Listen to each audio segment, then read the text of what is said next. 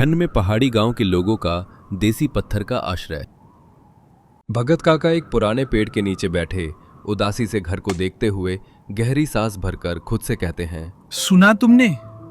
ये हथौड़े की आवाज नहीं, ये हमारे पुरखों की छाती पर चोट है। इंसान जब तरक्की की सीढ़ी चढ़ता है ना, तो अक्सर उसी जमीन को लात मार देता है जिस पर वो खड़ा होता है। आज सिर्फ एक घर नहीं टूट रहा, सोनपुर की आत्मा टूट रही है। जहां लोग हवाओं से बातें करते थे, वहां अब बस ये कंक्रीट का शोर गूंजेगा। Hello guys, welcome to my new vlog. Finally ये पुराना डरावना भूतों का डेरा टूट रहा है। अब यहां बनेगा सोनपुर का पहला smart villa. #New beginnings, #modern life. Suraj, मत तोड़ इसे। रोहन बेटा, फोन बंद कर। ये पत्थर नहीं है, ये तेरे परदादा की हड्डियां हैं। ये दीवारें सांस लेती हैं। शहर की चमक दमक के पीछे मत भागो। ये सीमेंट और ईंटें तुम्हें धोखा देंगी। ओहो काका, आप भी ना। उस पुराने चूल्हे के धुएं ने मेरी सारी साड़ियाँ काली कर दी थी। अब मुझे भी मार्बल वाला किचन चाहिए, शहर वाली मैडमों जैसा। थोड़ी तरक्की हमें भी करने दो। काका, आप और बिमला चाची सही कह रहे हैं। दुनिया चांद पर पहुंच गई और हम अभी भी इन पत्थरों की गुफाओं में रहें। मुझे अपने परिवार के लिए पक्का मकान चाहिए, टाइल्स वाला, जिसमें हवा ना आए। अरे काका, तुम तो चुप ही रहो। मंगल, ओ मंगल, जोर से चला हथौड़ा। सूरज भाई, जब तक पुराना नहीं गिरेगा, नया विला कैसे खड़ा होगा? काका, अब जमाना इंसुलेशन और एसी का है, आपकी पत्थर की दीवारों का नहीं। मालिक, लेकिन यह पत्थर की जुड़ाई बहुत पक्की है। इसे तोड़ना पाप जैसा लग रहा है।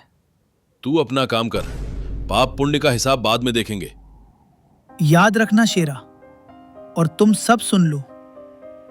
पहाड़ का मौसम जब करवट बदलता है ना, तो ये कांच की खिड़कियां और सीमेंट की दीवारें कफन बन जाती हैं। जिस दिन कुदरत अपना हिसाब मांगेगी, उस दिन तुम्हें यही पत्थर याद आएंगे। हथौड़ा जोर से चलता है। रोहन की हंसी और पत्थरों के टूटने की आवाज गूंजती है। स्क्रीन काली हो जाती है। भयंकर तूफान। हवा की आवाज ऐसी है जैसे कोई राक्षस रो रहा हो। बाहर सब कुछ सफेद है। सूरज का वही पक्का मकान अब एक बर्फ के बक्से में तब्दील हो चुका है। बिजली गुल है। घर के अंदर अंधेरा है। काका की चेतावनी आज हकीकत बनकर दरवाजे पर खड़ी थी। -15 डिग्री तापमान। बाहर मौत नाच रही थी और अंदर वो पक्का मकान एक फ्रीजर बन चुका था। कंक्रीट ने ठंड को सोख लिया था और उसे हड्डियों तक पहुंचा रहा था। शहर का हीटर भी जवाब दे चुका था, क्योंकि बिजली के खंभे माचिस की तीलियों की तरह उखड़ चुके थे। राधा, गोलू कैसा है? उसके हाथ तो बिल्कुल ठंडे पड़ गए हैं। हे भगवान, ये ठंड तो जान ले लेगी आज। सूरज, इसका शरीर नीला पड़ रहा है। मैंने कहा था ना, काका की बात मान लो। ये टाइल्स का फर्श, ये तो बर्फ की सिल्ली बन गया है। हम अपने ही घर में कैद होकर मर जाएंगे। कुछ करो सूरज। पापा, मुझे दर्द हो रहा है। आग जलाओ ना पापा। कहाँ से लाऊं आग? इस सीमेंट के घर में धुआं निकलने की जगह तक नहीं छोड़ी थी मैंने। अगर यहाँ लकड़ी जलाई तो दम घुट जाएगा। हम फंस गए हैं राधा, हम फंस गए हैं। तभी दरवाजे पर जोरदार थपथपाने और चीखने की आवाजें आती हैं। सूरज बेटा, दरवाजा खोलो। मेरी गैस जम गई है, सिलेंडर काम नहीं कर रहा। हम मर जाएंगे। सूरज ने दरवाजा खोला तो बर्फीली हवा के झोंके के साथ कई लोग अंदर लुढ़क आए। बिमला चाची, रोहन और वैद्य जी, सबकी हालत खराब थी। रोहन का वो महंगा फोन जिससे वो व्लॉग बनाता था, अब उसकी जेब में बेकार पत्थर की तरह पड़ा था। भैया, मेरे हाथ काम नहीं कर रहे। मेरा वो स्मार्ट रूम तो मौत का कुआं बन गया। कांच की खिड़की चटक गई है। पूरी बर्फ बिस्तर पर आ गई। मैंने कहा था, सीमेंट नमी सोखता है। ये गठिया का घर है। आज ये ठंड हमारी हड्डियों का गूदा जमा देगी सूरज। तभी एक और छाया अंदर आती है। ये शेरा है, उसके साथ मंगल भी है जो लंगड़ा रहा है। सूरज भाई बचा लो, मेरी छत की पीओपी गिर गई। मेरा पूरा परिवार मलबे में दबते दबते बचा है। मंगल ने मुझे खींच कर निकाला। मेरा सपनों का महल मेरे बच्चों की कब्र बन गया भाई। मालिक, मैंने कहा था मसाला गलत है, पर आपने सुना नहीं। अब ईंटें रो रही हैं। सभी लोग कोने में दुबके हुए हैं। तभी टॉर्च की रोशनी में भगत काका का चेहरा दिखाई देता है। वो शांत है, जैसे तूफान उनका कुछ ना बिगाड़ सकता हो। भीड़ जमा करने से गर्मी नहीं आएगी। ये घर अब घर नहीं, ताबूत है। रोने से शरीर की बची खुची ऊर्जा भी खत्म हो जाएगी। अगर जिंदा रहना है तो इस फ्रिज से निकलना होगा। काका कहाँ जाएं? मेरी रसोई, मेरा सब कुछ तो यही है। रसोई नहीं, तुझे जीवन चाहिए बिमला। याद है गांव के उत्तरी छोर पर जंगल के किनारे पुरखों की हवेली? वो खंडहर जिसे तुम लोगों ने भूतिया कहकर छोड़ दिया था। उसकी दीवारें 3 फीट चौड़ी हैं, देसी पत्थर और मिट्टी की जुड़ाई। वो आज भी गर्म होगी। वो हमारा इंतजार कर रही है। काका, वो खंडर, वहां तो वाईफाई भी नहीं होगा। मतलब वहां तो छत भी नहीं होगी शायद। मूर्ख लड़के, वहां वाईफाई नहीं, लाइफ फाई मिलेगी। वो पत्थर जड़ी बूटियों और मिट्टी के लेप से जुड़े हैं। वो कीटाणु और ठंड दोनों को मारते हैं। चलो, अगर सांसें चाहिए तो। शेरा, मंगल, रोहन, जो भी चल सकता है, बच्चों और बुजुर्गों को उठाओ। सांप बिच्छू शायद ना काटें, लेकिन ये ठंड हमें जरूर मार देगी। काका, आप रास्ता दिखाओ, मैं गोलू को कंधे पर उठाऊंगा। बाहर दृश्यता शून्य है। हवा के थपेड़े उन्हें गिरा रहे हैं। बर्फ घुटनों तक है। हर कोई एक दूसरे को पकड़कर चल रहा है। फैसला लिया जा चुका था। मौत के मुंह से निकलकर उम्मीद के उस पुराने खंडहर की ओर बढ़ना था। ये सफर सिर्फ 1 किलोमीटर का था, लेकिन इस तूफान में वो 100 किलोमीटर जैसा लग रहा था। उन्होंने एक दूसरे का हाथ थाम लिया। जंजीर इंसानों की नहीं, हौसलों की थी। मैं नहीं चल सकता सूरज, मेरे पैर सुन्न हो गए हैं। तुम लोग जाओ, मुझे यहीं छोड़ दो। ये मेरे लालच की सजा है। नहीं मालिक, पाप किया है तो प्रायश्चित भी करना होगा। ऐसे मरने नहीं दूंगा। उठो। खड़ा हो शेरा, आज कोई पीछे नहीं छूटेगा। अगर हमने तुझे छोड़ दिया तो हम में और इस बेजान कंक्रीट में क्या फर्क रह जाएगा? हम इंसान हैं, साथ जिएंगे, साथ मरेंगे। चल। हाय राम, मेरी साड़ियाँ, मेरे गहने सब पीछे छूट गए। चाची, जान बची तो लाख हो पाए। आगे देखो, काका कुछ इशारा कर रहे हैं। वो देखो, वो जो काला सा साया दिख रहा है, वही हमारी माँ की गोद है। बस थोड़ी हिम्मत और।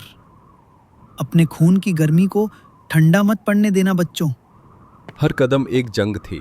प्रकृति आज इंसान की परीक्षा ले रही थी। रोहन जो कभी जिम जाता था, आज असली ताकत का मतलब समझ रहा था। जब उसने वैद्य जी को सहारा दिया, क्या वे अपनी जड़ों तक पहुंच पाएंगे? तभी धुंध के बीच से पत्थरों का एक विशाल ढांचा दिखाई दिया। पुराना, जर्जर, लेकिन अटूट। वे भारी लकड़ी का दरवाजा धक्का देकर खोलते हैं। चर्र की आवाज के साथ दरवाजा खुलता है। जैसे ही वे अंदर कदम रखते हैं, हवा का शोर एकदम बंद हो जाता है। बाहर प्रलय है, लेकिन अंदर एक अजीब सी शांति है। ये क्या है? यहाँ ठंड कम क्यों है? यहाँ कोई हीटर तो नहीं है? भगत काका मुस्कुराते हुए एक माचिस निकालते हैं और वहां पड़ी सूखी लकड़ियों के ढेर में आग लगाते हैं। इसे कहते हैं थर्मल मास मेरे पढ़े लिखे बेटा। ये पत्थर दिन भर सूरज की गर्मी पीते हैं और रात को धीरे धीरे उसे छोड़ते हैं। ये दीवारें सांस लेती हैं। ये सीमेंट की तरह गर्मी को रोकती नहीं, उसे संजोती हैं। आग जल उठती है। सुनहरी रोशनी पत्थरों पर पड़ती है। कमरा धीरे धीरे गर्म होने लगता है। अरे, यहाँ तो पुराना चूल्हा भी है। राधा, देख, यहाँ धुआं बाहर जाने के लिए चिमनी बनी है। मेरी आंखों में धुआं नहीं लगेगा। ये तो स्वर्ग है। रोहन अपना फोन एक तरफ पटकते हुए आग के पास बैठता है। मुझे सिग्नल नहीं मिल रहा, पर कसम से मुझे इसकी परवाह नहीं है। आज पहली बार कनेक्शन नहीं, प्रोटेक्शन फील हो रहा है। काका, मुझे माफ कर दो। मैंने पूरे गांव को बेवकूफ बनाया। मैंने कहा था कि ये पत्थर पुराने जमाने की निशानी है, इन्हें फेंक दो। आज इन्हीं पत्थरों ने मेरी जान बचाई। मंगल, तू ठीक तो है? हाँ मालिक, पत्थर सख्त है पर दिल वाले हैं, कंक्रीट की तरह खोखले नहीं। घबराओ मत, पत्थर की गर्मी इसे ठीक कर देगी। इसे सिकाई कहते हैं, जो आधुनिक अस्पतालों के एसी कमरों में नहीं मिलती। सूरज देखो, गोलू आंखें खोल रहा है। इसकी हथेलियां गर्म हो रही हैं। इस टूटे हुए घर में वो सुकून है जो हमारे आलीशान बंगले में नहीं था। पापा, यहाँ अच्छा लग रहा है, जैसे दादू की गोद हो। काका, आपने सही कहा था। हमने घर नहीं, जेल बनाई थी। आज समझ आया कि असली स्मार्ट होम वो नहीं जो रिमोट से चले। असली स्मार्ट होम वो है जो मौसम से लड़ सके। उस रात उस पुराने खंडहर में सिर्फ आग नहीं जली, बल्कि एक सोई हुई चेतना भी जाग उठी। बाहर तूफान चीखता रहा, लेकिन अंदर वो सब सुरक्षित थे। देसी पत्थरों, मिट्टी के गारे और लकड़ी की छत ने उन्हें एक माँ की तरह अपनी आंचल में छुपा लिया था। वहां कोई अमीर नहीं था, कोई गरीब नहीं था, बस एक परिवार था जो अपनी जड़ों को पहचान चुका था। तूफान थम चुका है, बाहर ताजा बर्फ बिछी है। सूरज की पहली किरण पत्थर के घर पर पड़ रही है। सभी लोग दरवाजे पर खड़े हैं। देख रहे हो, तूफान आया और चला गया। ये पेड़ उखड़ गए, बिजली के खंभे गिर गए, तुम्हारे फैंसी शीशे टूट गए, लेकिन ये पत्थर अपनी जगह से 1 इंच नहीं हिला। मैं अपनी टाइल्स वाली रसोई भूलने को तैयार हूँ काका। मुझे बस ऐसा घर चाहिए जहाँ मेरे बच्चे सुरक्षित रहें। मैं इस पर व्लॉग बनाऊंगा, पर मजाक उड़ाने के लिए नहीं, दुनिया को बताने के लिए कि ओल्ड इज गोल्ड सिर्फ कहावत नहीं, हकीकत है। काका, हम वापस जाकर अपना घर फिर से बनाएंगे, लेकिन इस बार नक्शा शहर के आर्किटेक्ट का नहीं, आपका होगा। पत्थर, मिट्टी और लकड़ी, हम अपनी जड़ों की तरफ लौटेंगे। मैं कसम खाता हूं काका, अब मैं गांव में किसी को भी जहर वाला घर नहीं बनाने दूंगा। हम अपनी पुरानी तकनीक को नई सुविधाओं के साथ जोड़ेंगे। हम देसी बनेंगे, पिछड़े नहीं। पता है, कल रात मुझे लगा था कि हम सब कुछ हार गए, लेकिन आज लगता है कि हमने वो पा लिया जो हम सालों पहले खो चुके थे, सुकून और सुरक्षा। पापा, क्या हम इसी पत्थर वाले घर में रह सकते हैं? हाँ बेटा, अब हमारा घर ऐसा ही होगा जो हमें मौसम से बचाए, मारे नहीं। उस दिन सोनपुर गांव ने एक बड़ा सबक सीखा। आधुनिक होना गलत नहीं है, लेकिन अपनी जड़ों को काट देना मूर्खता है। प्रकृति से लड़कर नहीं, उसके साथ चलकर ही हम सुरक्षित रह सकते हैं। वो पुराना पत्थर का आश्रय आज भी वहां खड़ा है, एक गवाह की तरह, जो आने वाली पीढ़ियों को याद दिलाता रहेगा कि जब सब कुछ ठंडा पड़ जाता है, तब सिर्फ अपनेपन की गर्मी और पुरखों का ज्ञान ही काम आता है। कैमरा पत्थर की दीवार से होते हुए नीले आसमान की तरफ जाता है। स्क्रीन पर शब्द उभरते हैं। असली तरक्की वो है जो हमें हमारी मिट्टी से जोड़े रखे, तोड़े नहीं। स्क्रीन पर घने कोहरे और बर्फीली हवा की आवाज है। सब कुछ धुंधला है। ये साल 1990 की एक काली रात है। कहते हैं, गरीब के लिए सर्दी मौसम नहीं, एक सजा होती है। वो सजा जो हड्डियों को गला देती है और सांसों को जमा देती है। ये कहानी आज की नहीं, उस डर की है जो इस गांव की रगों में दौड़ता है। एक टूटी हुई झोपड़ी दिखाई देती है। बाहर भयंकर तूफान है। एक छोटा बच्चा, विक्रम, कांप रहा है। दादाजी, ओ दादाजी, उठो ना, मुझे बहुत डर लग रहा है, हाथ सुन हो रहे हैं मेरे। दादाजी कोई हलचल नहीं करते। भानु, जो विक्रम के पिता है, दौड़कर पास आते हैं। बापू सुन रहे हो? विक्रम डर रहा है, कुछ तो बोलो। कोने में बैठी सावित्री रो रही है। गीली लकड़ियों को फूंक मार रही है, पर धुआं उठकर रह जाता है। आग नहीं जल रही जी, लकड़ियां गीली हैं, सब गीली हैं। भगवान, आज रात कैसे कटेगी? नहीं बापू, आंखें खोलो। सावित्री, बापू का शरीर तो बर्फ हो गया है। कुछ करो, कोई कंबल, कोई कपड़ा, सब कुछ डाल दो इनके ऊपर। घर में जो था सब डाल दिया, अब तो बस मेरी जान बची है, वो कैसे उड़ा दूं? उस रात ठंड ने सिर्फ तापमान नहीं गिराया था, बल्कि भानु प्रताप के सर से पिता का साया भी छीन लिया था। उस दिन के बाद से हिमगिरी गांव के लिए बर्फ का मतलब सफेदी नहीं, सफेद मौत बन गया। स्क्रीन अब वर्तमान समय में बदल जाती है। हम अब वर्तमान समय में हिमगिरी गांव में हैं। रेडियो पर खरखराहट के साथ आवाज आती है। चेतावनी, अगले 48 घंटों में भयानक बर्फीला तूफान आने वाला है। तापमान 0 से 15 डिग्री नीचे जाएगा। ये पिछले 50 सालों का सबसे बड़ा तूफान होगा। भानु प्रताप रेडियो बंद कर देते हैं। वहां गहरा सन्नाटा छा जाता है। सुना तुम सबने? 50 साल पहले वाली रात फिर आ रही है। विक्रम, मोहन, लकड़ियों का क्या हुआ? पूरा जंगल छान मारा बापू। जो सूखी लकड़ी थी वो शहर वाले ठेकेदार पहले ही ले गए।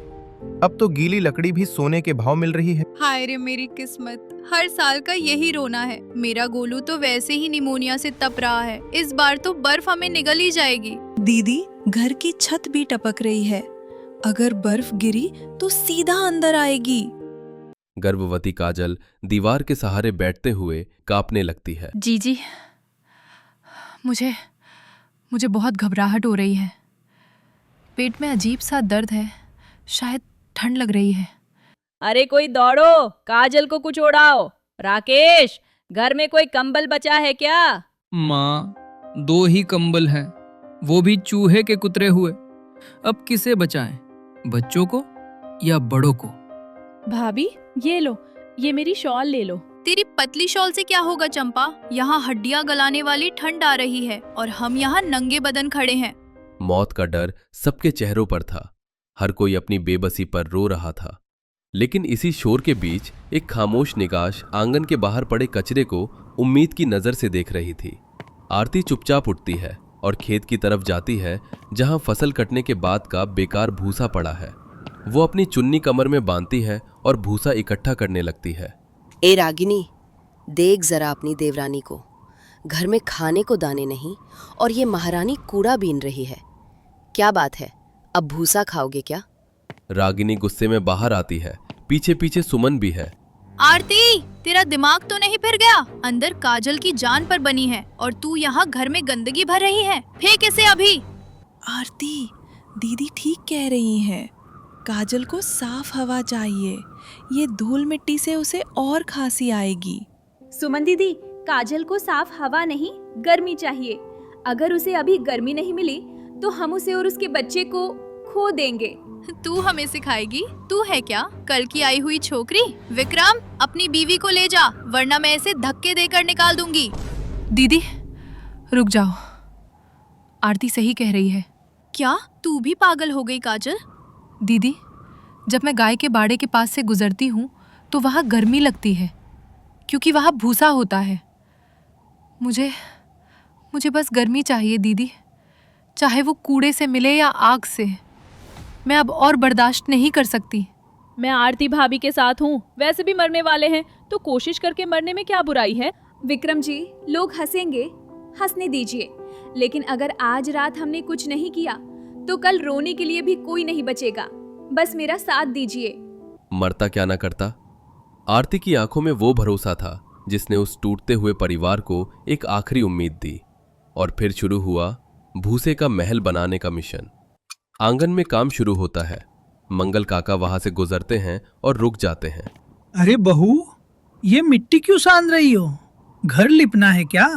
नहीं काका, घर को स्वेटर पहनाना है। मिट्टी में भूसा मिलाकर दीवारों पर थोपेंगे। अरे तेरी, ये तो पुराना नुस्खा है, मेरे दादा बताया करते थे। रुक, मैं बताता हूँ सही मसाला कैसे बनता है। विक्रम, थोड़ा गोबर ला, कीड़ा नहीं लगेगा। काम शुरू होता है। रागिनी अभी भी मुंह बनाए बैठी है। सुमन दीदी, आप और चंपा पुरानी साड़ियों की थैलियां बनाओ। रागिनी दीदी, आपकी सिलाई मशीन की बहुत जरूरत है, वो रजाई के टाके खुलने नहीं चाहिए। पता नहीं क्या क्या करवा रही है। कल को कहेगी गोबर के गहने पहन लो। ला इधर दे कपड़ा, तुझसे सीधी सिलाई नहीं होगी। रागिनी मशीन पर बैठ जाती है। उसका गुस्सा अब काम की रफ्तार में बदल गया है। आरती, ये सच में छूने में गर्म लग रहा है। देखो ना, मेरी हथेलियां गर्म हो गई हैं। हाँ यार, मुझे तो पसीना आ रहा है इसे भरते भरते। रागिनी दीदी, थोड़ा तेज हाथ चलाओ, बंडल तैयार है। चुप कर, अपना काम कर। मशीन हूँ मैं क्या? हाँ हाँ, ला जल्दी ला। सावित्री कोने में बैठी ये सब देख रही है। सावित्री, देख रही हो, जो बहुएं कल तक एक दूसरे की शक्ल नहीं देखती थी, आज एक साथ बैठी हैं। विपदा इंसान को तोड़ती है पर परिवार को जोड़ देती है। बस मेरी बहुओं की मेहनत सफल हो जाए। शाम ढलने तक घर का नक्शा बदल चुका था। वो कच्चा पक्का मकान अब एक अजीब से किले में बदल गया था, जिसकी दीवारें मिट्टी और भूसे से ढकी थीं और खिड़कियों पर जूट के मोटे पर्दे लटके थे। रात का समय होता है। भयंकर तूफान साए साए कर रहा है। बाहर का शोर डरावना है। तूफान आ गया बापू। बाहर तो हाथ को हाथ नहीं सूझ रहा। अंदर सन्नाटा है। सब एक कमरे में जमा है। सुनते हो जी, मेरी घुटने आज दुख नहीं रहे। बाहर प्रलय आई है पर ये कमरा, ये तो चूल्हे की तरह गर्म है। काजल, अब कैसा लग रहा है? काजल एक मोटी भूसे की रजाई में लिपटी है। आरती, ऐसा लग रहा है जैसे माँ की गोद में हूं। मेरा बच्चा भी अब शांत है, उसे भी अच्छा लग रहा है। रागिनी, जो अब तक गोलू के पास बैठी थी, उठती है। गोलू की खांसी रुक गई। छोटी। जी दीदी, कोई गलती हो गई क्या? हाँ, गलती हो गई तुझे पहचानने में। तू सही कहती थी, ये कचरा नहीं सोना है। तूने मेरे बच्चे को बचा लिया। सच में दीदी, अगर हम शहर के हीटर के भरोसे रहते तो आज पता नहीं क्या होता। गांव वाले इसे पागल कह रहे थे, पर आज यही पागलपन हमारी ढाल बन गया। उस रात बाहर मौत का तांडव चल रहा था, लेकिन भूसे के उस महल के अंदर जिंदगी मुस्कुरा रही थी। एक नई सुबह उनका इंतजार कर रही थी। अगली सुबह तूफान थम चुका है, पर बर्फ बिछी है। दरवाजा खटखटाया जाता है। भानु, विक्रम, कोई है अंदर? सब ठीक तो हो? दरवाजा खुलता है। गर्म हवा का एक झोंका बाहर आता है। मंगल काका और विक्रम बाहर निकलते हैं, बिना किसी शॉल के। अरे मुखिया जी, जिंदा ही नहीं मजे में हैं। आओ जरा अंदर आकर भूसे का महल देखो। गांव वाले और विमला चाची सब अंदर झांकते हैं। हाय दैया, ये तो भट्टी जैसा गर्म है।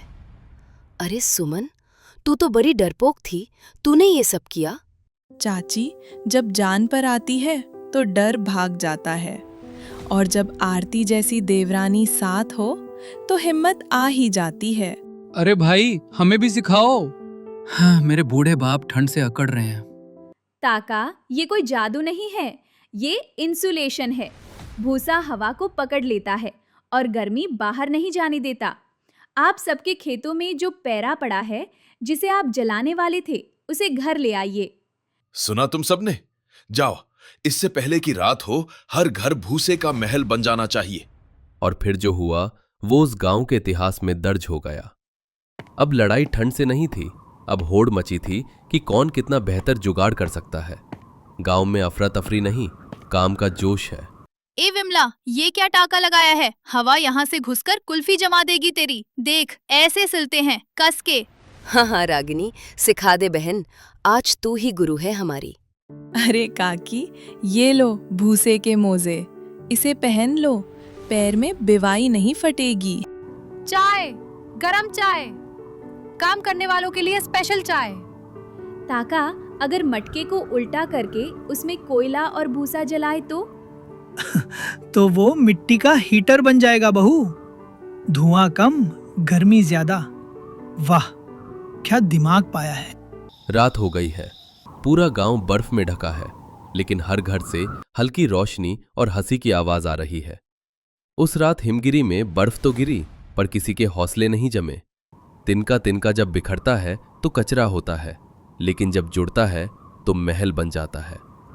अगली सुबह धूप खिली है। पूरा परिवार आंगन में बैठा है। आज मेरे बापू की आत्मा को शांति मिली होगी। ये गांव अब कभी ठंड से नहीं हारेगा। मुंह मीठा करो भानु, सरकार से मदद तो नहीं आई, पर तुम्हारी बहुओं ने हमें आत्मनिर्भर बना दिया। आज शाम को चौपाल पर आरती बेटी का सम्मान होगा। सम्मान मेरा नहीं मुखिया जी, इस भूसे का कीजिए जिसे हम पैरों तले रौंदते थे। और सुन लो सब, ये आरती मेरी देवरानी बाद में है, इस गांव की इंजीनियर पहले है। सब जोर से हंसते हैं।